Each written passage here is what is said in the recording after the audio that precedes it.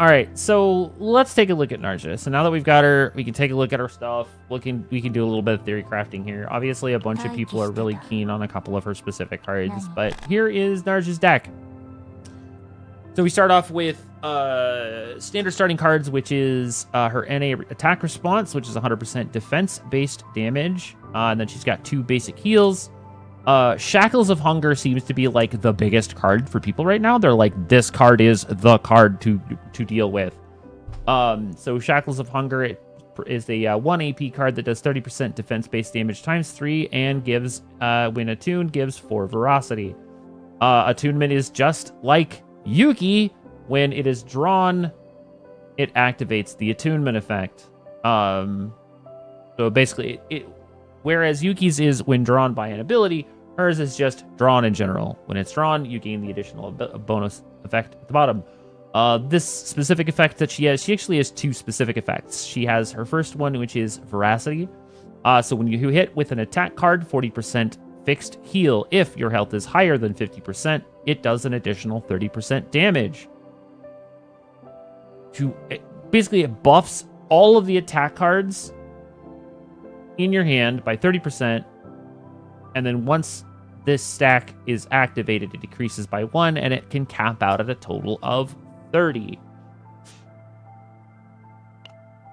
Next is Bottomless Hunger. It is a 0 AP cost card that does the next 2 times Veracity is activated, decrease cost of 1 random card in hand by 1 for a turn.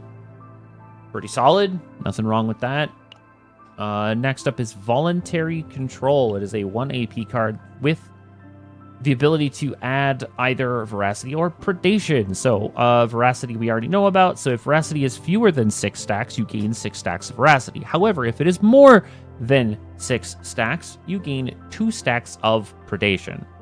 Predation states that if you are in a Veracity state, which basically means you have at least 1 stack of Veracity, you will do an additional 80% damage from all attack cards, and then once it is activated, it decreases by 1. So Predation is kind of like the buffed version of Veracity, but only activates when you have at least 1 stack of Veracity.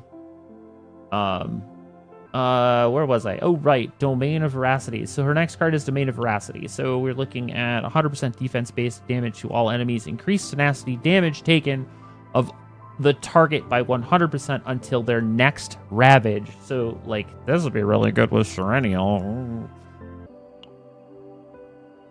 And then her last card is Mealtime, which is a 6 AP card. That's insane. That costs so much. I wonder if there's ways to make that fix itself. Like, how are you going to get that? Gotta be a way to reduce that, or a way to, like, make this card actually viable.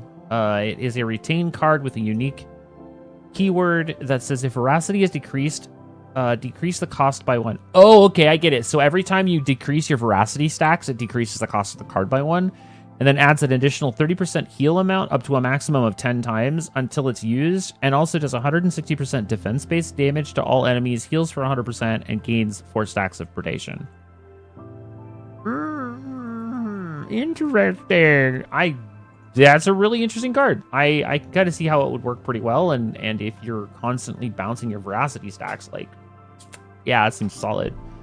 So here's the thing. I'm pretty sure that the baseline for her for memory fragments is most likely going to be 222, but it's most likely going to be the same 222 that I have on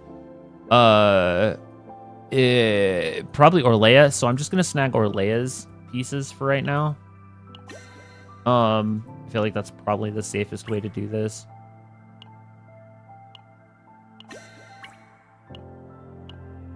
Since I already have leveled up pieces on Orlea, I don't have to, like, think about it, and I can just swap them back and forth between the 2 of them.